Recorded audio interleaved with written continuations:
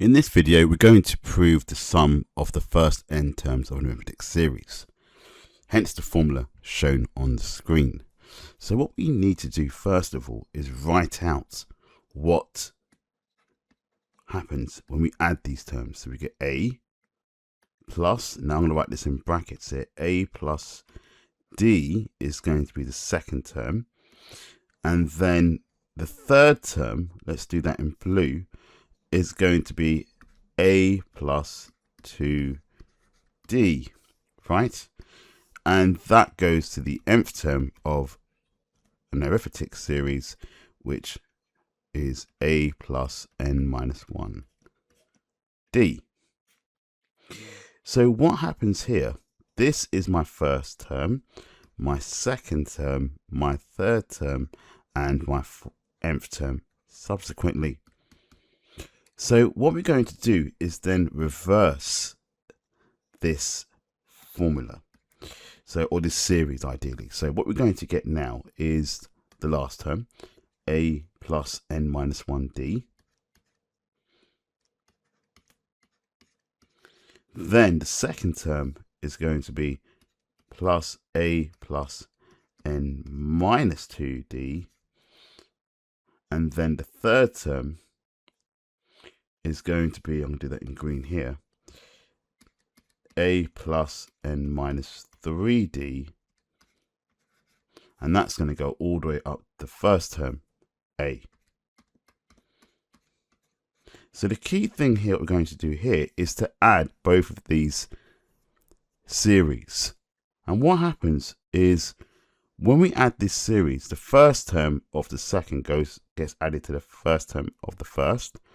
The second term of this series gets added on to a plus d, and likewise this gets added on to that third term, and the last terms get added on to each other. And what we need to notice is there's a pattern that emerges. So if we add the first terms together, meaning I'm going to write them separately here, a plus n minus 1d, what we get is 2a plus n minus 1d. Now what we need to notice here now, I'll do this in purple, is we're going to add a plus d and a plus n minus 2d. So let's do that. A plus d plus a plus n minus 2d. Right? So what happens now? We're going to see a pattern that emerges. So we're going to get a plus d in pink. Then in purple, what we're going to get is a plus nd minus 2d. Now, when we simplify and collect the like terms, we get a plus a is 2a. Then we get a plus nd. And notice here, we're going to get d minus 2d. And what happens is we get 2a plus nd, and this gives me minus d. So now we can factorize d out. So we get 2a plus, we get d here, and then we factorize that, we're going to get n minus 1. Well, that's exactly what we had earlier. Now, if we take the third term, let's see what we get. We're going to do a plus 2d plus a plus n minus 3d. So let's do that exactly how we've got it on our screen.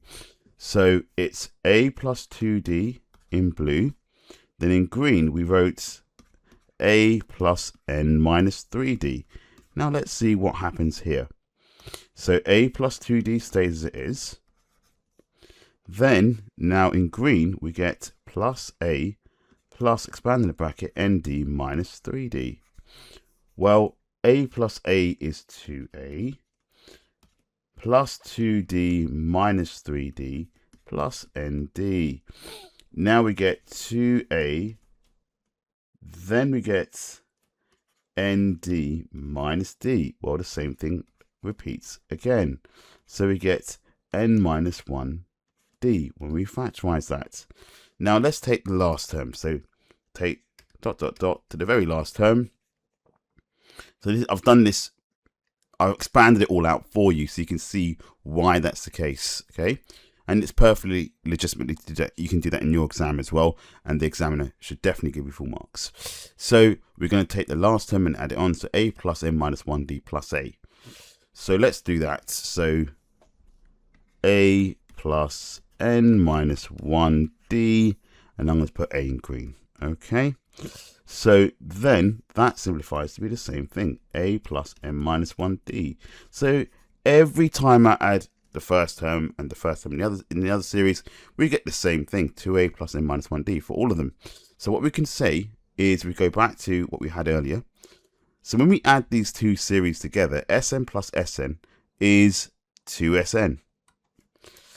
So that gives me 2Sn, but we said this same thing appears all the time. And this occurs for every single sequence or every single term in my series that I add together. So because I've got n terms in my series, this thing occurs n times.